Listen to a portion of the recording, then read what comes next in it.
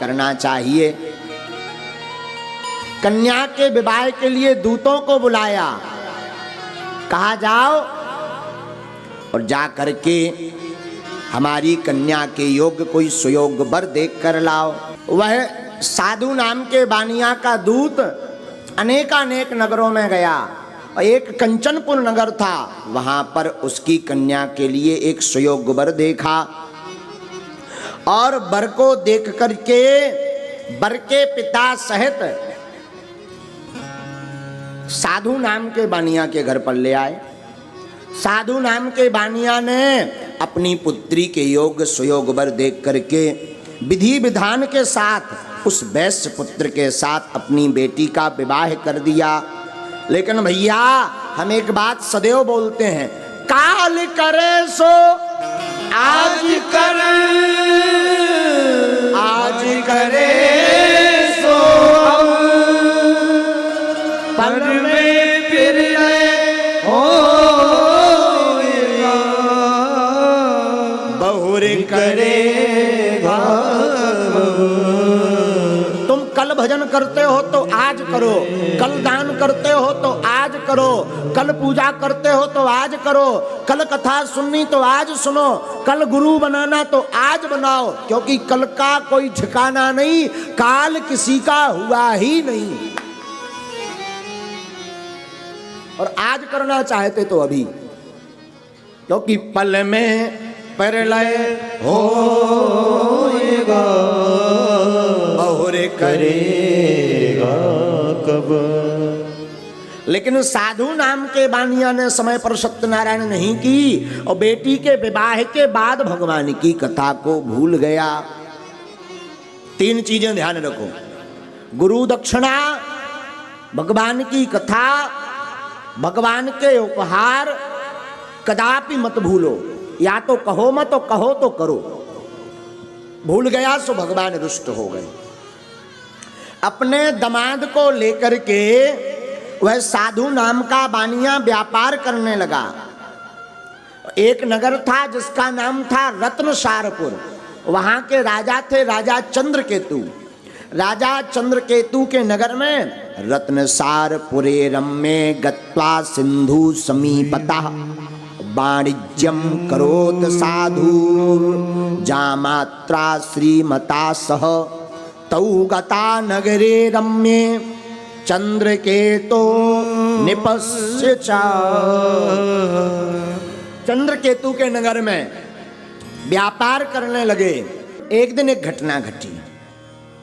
कुछ चोर राजा चंद्रकेतु का धन चुरा करके भाग रहे थे और वो चोर कोई और नहीं, भगवान ने माया से दो चोर बनाए।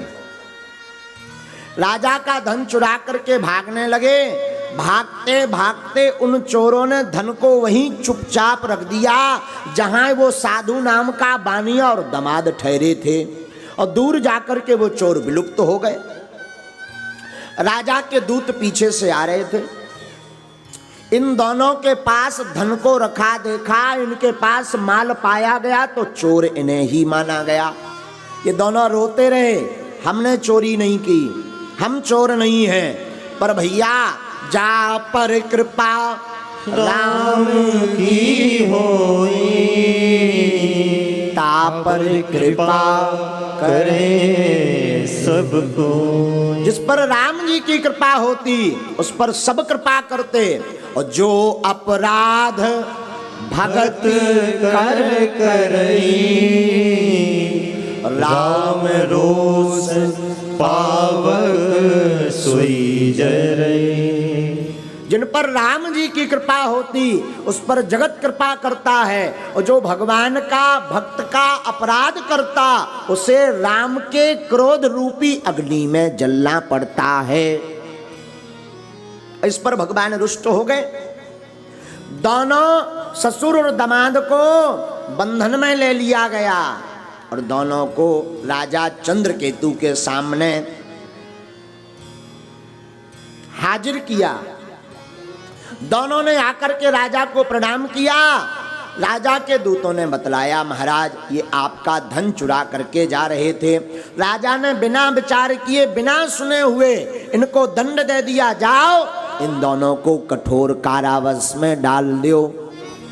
उनको कठोर कारावास में डाल दिया। बहुत दुख भोगने लगे।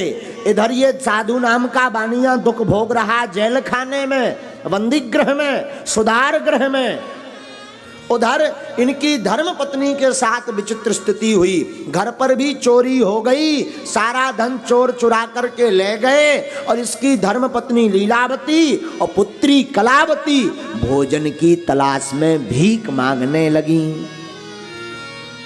जो कभी समृद्ध धनवान की पत्नी अथवा पुत्री हुआ करती थी लीलावती कलावती, वो आज भिक्षा मांगने लगी।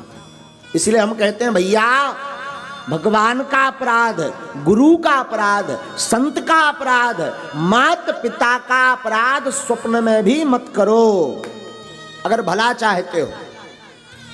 जो सुख से तुम जीना चाहो ध्यान रखो शब्द चार। जो सुख से जीना चाहते हो तो चार शब्द ध्यान रखो। क्या?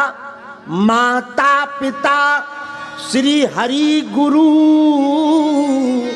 इनको ना भूलो उपकार, इनको ना भूलो उपकार, इनको ना भूलो उपकार। हमने कई बार देखा कि पुत्र अथवा पुत्री ज्यादा हाई इंटेलिजेंट हो जाते हैं, पढ़ जाते हैं, तो माता पिता को ही सिखाने लगते, गुरुजी के सामने ही अपनी पढ़ाई बतलाने लगते। भैया आप कितने भी कुछ हो जाओ पर गुरु गुरु रहेंगे, माता पिता रहेंगे। और हमारे परम स्नेही मित्र छतरपुर के श्री राजेंद्र मिश्रा जी एक अच्छी बात बोला करते थे, आज भी है, आज भी बोलते अच्छी बात। मिश्रा स्वीट हाउस वाले हमारे बड़े स्नेही मित्र हैं, वो एक बात अच्छी बोलते हैं,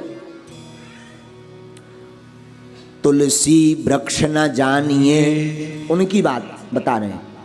तुलसी वृक्ष न जानिए, गाय न जानिए ढोर, मात पिता मानुष न जानिए, यह तीनों नंद किशोर।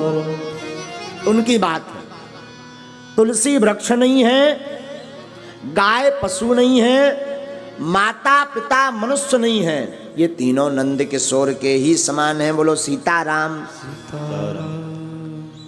तो इधर साधु नाम की बनिया की पत्नी लीलावती और पुत्री कलावती असहनीय कष्ट भोगने लगे, दुख भोगने लगे, बुरी दुर्दशा हो गई।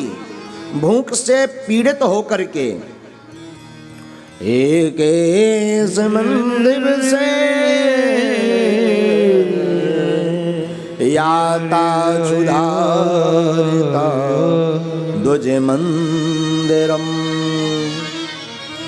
गत्वा पश्यत तम तत्र सत्य नारायणस्य च तत्र सत्य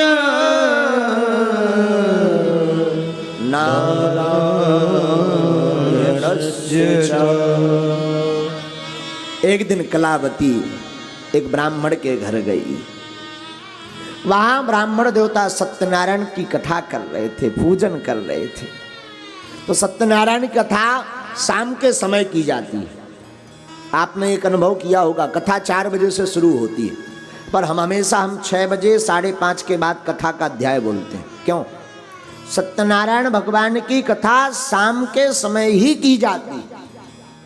जब गऊ के खुर से धूल उड़ने लगे तब सत्यनारायण की कथा सुनने का फल है। और आजकल के जो आगे के लगे मॉडर्न जमाने के लड़का तो उदम मचाए, 8 नहीं बजाता हो वृंदावन बिहारी लाल की जय बोल के खा ले। 8 बजे हो पंडित जल्दी आ जाइयो, बहु भूखन नीरे पाव ज्यादा महाराज। पंडित जी फोन, हेलो बाबा जी वो बोल रहे गड़ा बारे। महाराज जो वाकई बहू अब ज्यादा मुंह कर नहीं रह पाऊ, जल्दी ठटरी की बनी। 365 दिना तो दबा के ठूस के खाने, एक आध दिना भगवान के लाने व्रत रह लो। जरूरी नहीं तुम भोजन छोड़ के लाओ, फल खाओ। जरूरी नहीं तुम भैया फल खा पाओ, चल जे है। हम तो कहीं तुम 2 टाइम रोटी खा जौंदना सत्यनारायण की कथा सुनने 5 टाइम खाओ, लेकिन समय पे सुनो। शाम के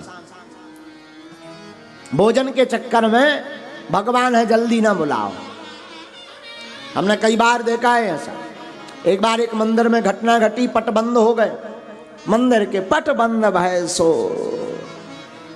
शाम के समय रात हो गई, पट बंद भय। एक बड़ो आदमी आओ, बड़ो आदमी आओ, बोले काहे हुजूर गुरु महाराज दर्शन हो जाए। कहा पंडित जी, बोले अब नहीं हो सका, करवा दो। एक राजा का मंदिर था और राजा ने जांच के लिए उस व्यक्ति को भेजा था, धनपति को। वो बोलो जो कछु रुपया चढ़ाऊ ने 20-25 हजार।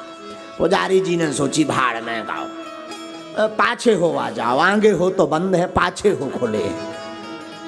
अब भगवान शयन कर गए, पाछे हो बुला के पर्दा खोल के बोले प्रभु माफ करियो, चढ़ाओ तो चढ़ाओ। सेठ ने 25-30 हजार रुपया चढ़ाए। दूसरे दिन राजा ने बुलाया, बोले क्या और पट बंद होने के बाद भी दर्शन करवा देते हो? तो बोले नहीं, आज तक नहीं। बोले कैसे नहीं? कल तुमने करवाया जो हमने व्यक्ति को भेजा था, झूठ बोलते हो।